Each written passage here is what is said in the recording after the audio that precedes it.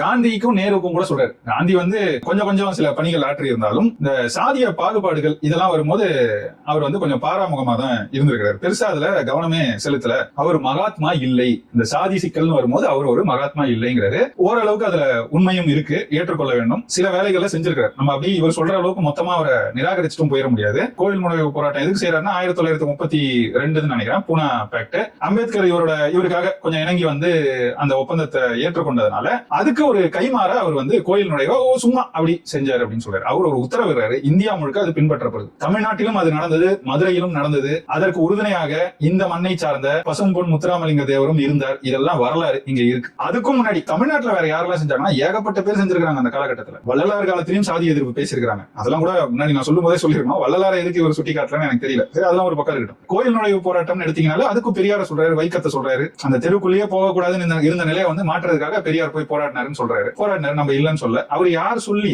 எந்த போராட்டத்துல அவர் போய் கலந்துகிட்டாரு? வைக்கம் எதனால நடந்தது? அது ஒரு காங்கிரஸ் போராட்டம் இல்லையா? கேரளா காங்கிரஸ் எல்லாரும் கைதான பிறகு தமிழ்நாடு காங்கிரஸ் தலைவராக இருந்த ஈவேரா அவர்கள் அதில் போய் கலந்து கொள்கிறார் என்ற உண்மையை மறைச்சு எப்படி சொல்றாங்க பாத்துக்கோங்க.